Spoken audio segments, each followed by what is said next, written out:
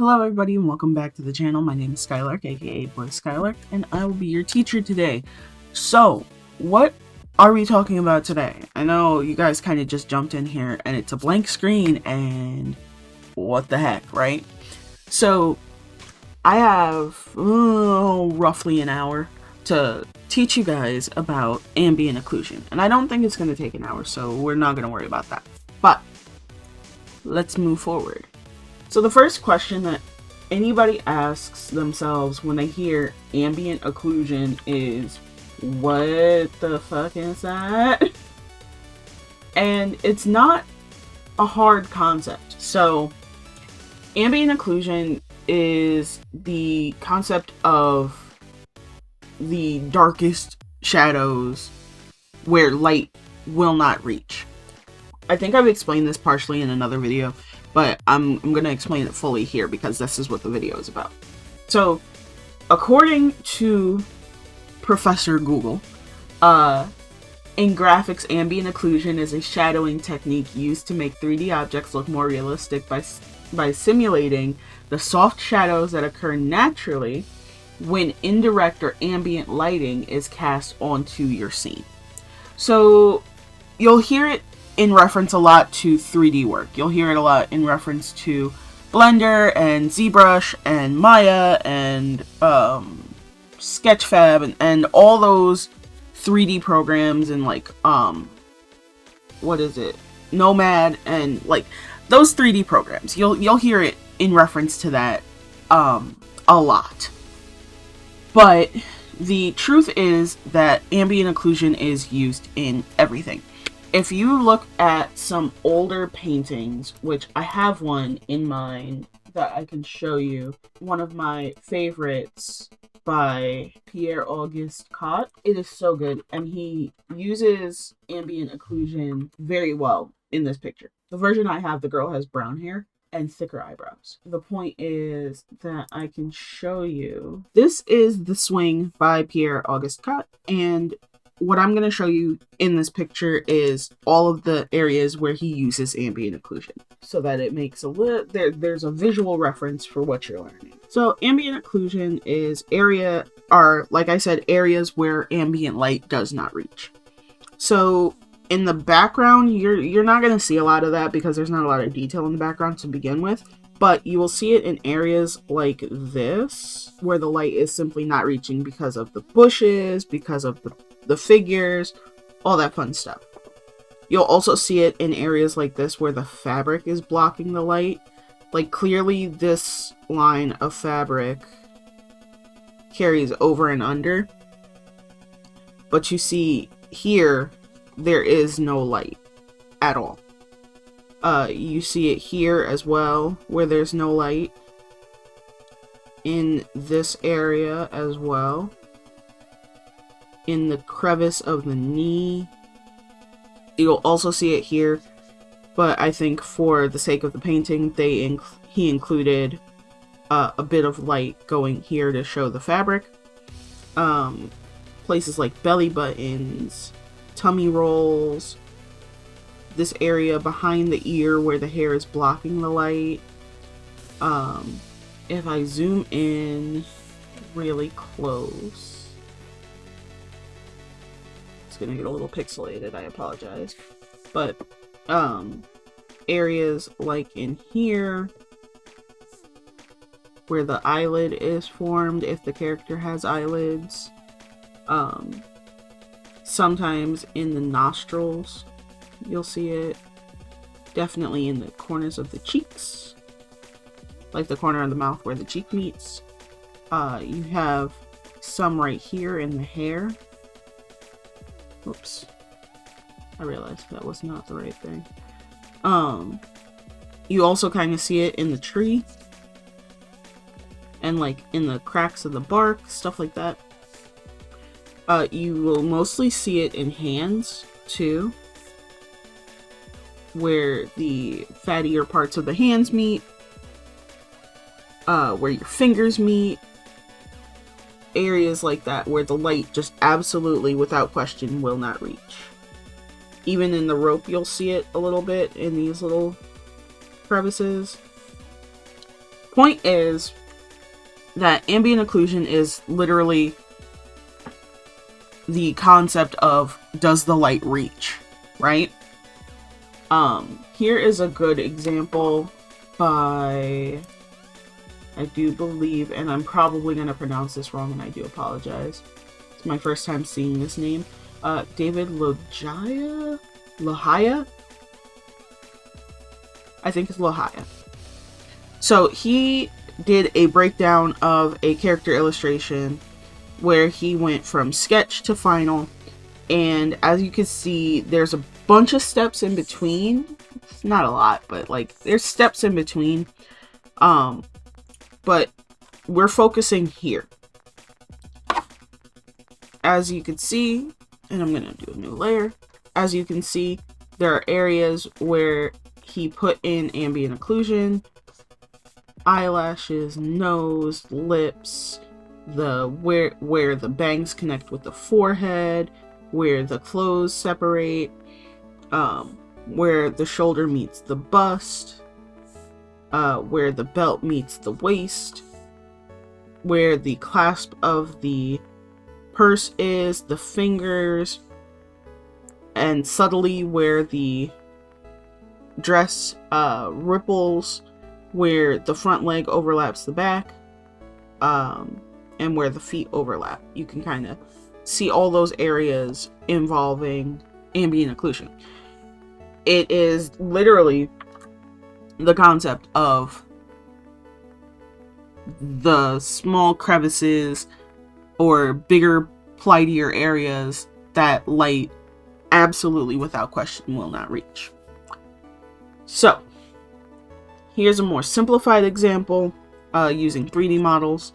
As you can see that the light is going straight through the model itself, and you can see straight through these areas where you normally would not be able to see, even on the ground. So what this person did was they turned on ambient occlusion, and I do believe the ambient occlusion caused the cast light to cut on if this is Blender.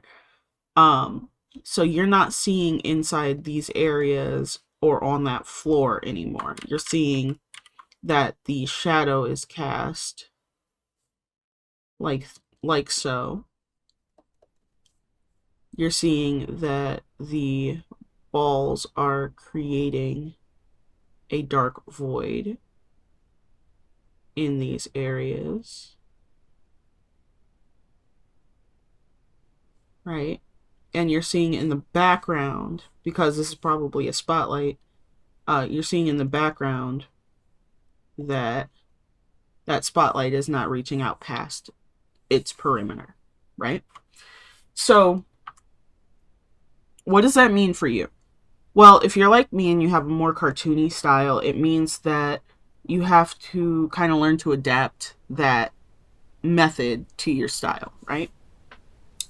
So I'm going to go onto a blank canvas and we are going to do a little bit of sketching. Yeah, we're going to do a little bit of sketching. I'm going to draw a box.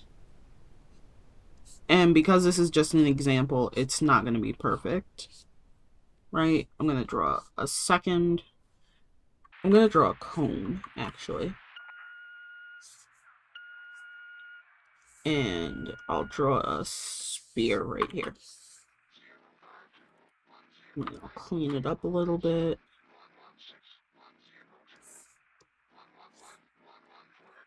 Right? Just like that. Sorry, there we go. Right? So you have these three objects that are all next to each other, and if we take into account the light and say that the light, and we'll use a little sun to do it, the light is coming from the upper right side from the back. That means that we have to consider how harsh the light is hitting. So how close is the light hitting from the object. I'm going to also use a soft brush to do this, and I'm going to use the color, my sub color, which is like a bluish, kind of, a dark blue. So, I'm going to start with the sphere and then I'll move forward. The sphere is pretty simple. If you know where your light source is, and you know that your light source is not hitting these areas, you kind of have the advantage, right? So there. That's the ambient occlusion on the sphere. For the box, it's a little easier to do because it is going to be several planes. Why is my several planes? So typically with a cube or any flat planed object, the plane furthest from the light is going to be your ambient occlusion plane. It's going to be black because no light is going to reach it.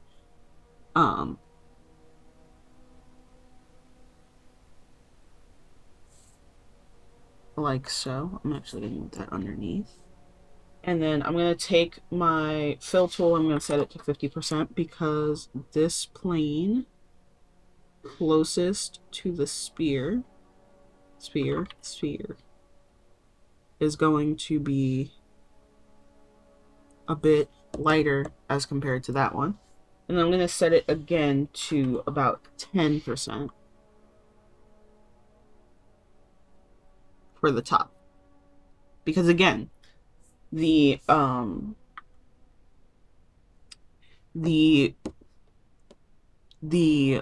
plane closest to the light is going to be the brightest one. And the top is not the closest to the light. The back plane, back here, there we go. Back here is going to be closest to that light source. And then the cone, I'm going to go back to my soft brush and I'm going to go from the top to the bottom like that. And then I'm going to soften out from that point. Right. And obviously we're going to be conscious of the shape and clean up where we need to. And of course we have our blend tool to help us blend out certain areas, and then we'll go to our eraser and erase away what we don't need. Right? So the next part of this example, I'm actually going to take some time to clean this up at the bottom.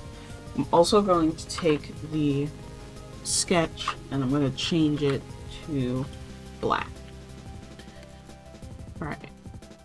So the next part is that extra cast shadow that you get. And what I do is I'll take my selection tool. And because that light is coming down, we're going to take it from the light. And where these two objects meet, we're going to take it and go in that same direction as the light. So I made that a little too angled outward. So we're going to take it and angle it down a little bit more. Same deal with the cone. Just like that. And then we're going to take our soft brush with our subcolor and we're going to fill in that shadow. Because again, that's going to be an area where light does not reach. And if you have any cracks or crevices like that, you can just kind of fill them in. And then if you want to, because I feel personally that that shadow line is a little too harsh, you can use your blur tool and just kind of soften that edge a little bit. If you're using Photoshop, you can just use the regular blur tool with a soft brush, I do believe. And that should do the same thing, right? So that's your ambient pass, right? And then you could turn it off and just do a normal shadow pass if that's what you choose to do. Most illustrators will do a normal shadow pass. So I'm gonna actually pick 3 different colors and color the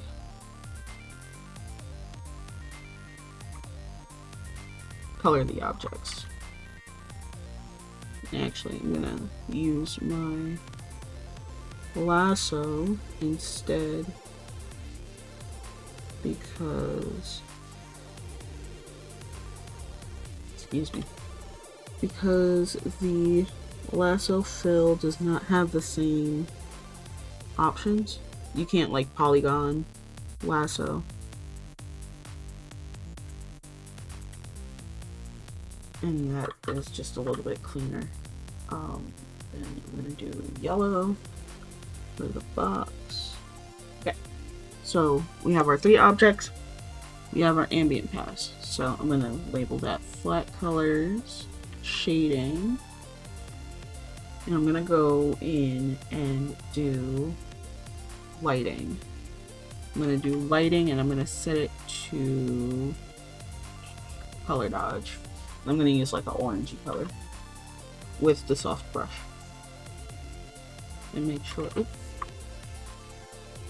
I'm gonna make sure it's selected to that.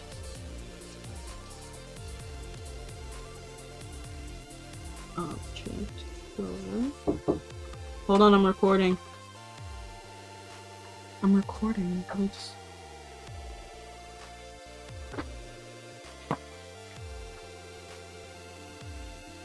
Alright. So, for a sphere, I try to keep in mind that sometimes, depending on the material of the sphere, there's bounce light. And also, I'm kind of not feeling...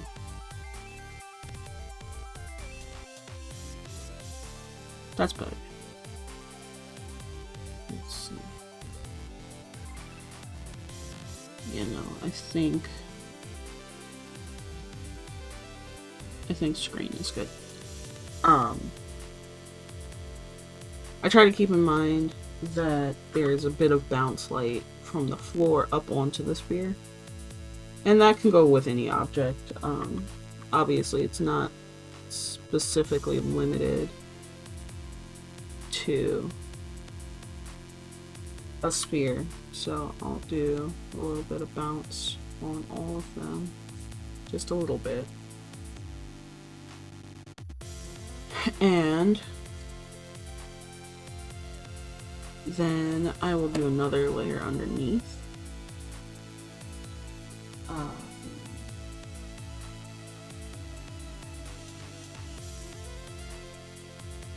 Yeah, I'll do another layer underneath where I will do a bit of just generalized shading with purple.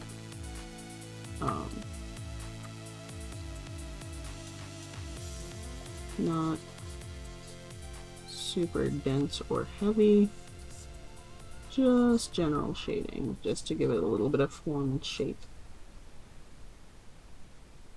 Like so. And then I will turn on my ambient occlusion layer and set that to multiply as well.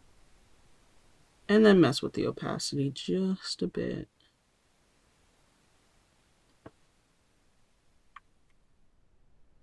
And that's kind of the rough concept of ambient occlusion. I am running out of time, but don't worry, we aren't done with the lighting and shading lessons just yet. We will go through and talk about everything that you need to know as far as lighting, shading, form, shape, all that stuff, so that you can improve your lighting and shading techniques. I hope this was helpful in understanding the concept. I know it wasn't like a step-by-step tutorial, but I hope this was helpful in understanding the concept of ambient occlusion and how ambient occlusion plays a big role in making things look believable to the human eye. And I hope this tutorial does you well in the future as you grow as an artist. As always, thank you for spending your time with me, and I will see you guys in the next video where I will be talking about... I think we're gonna do animation next week, I think. So, I hope this was helpful again, and I will see you next week for our first animation tutorial in Clip Studio Paint. Alright, have a great one, guys. Bye.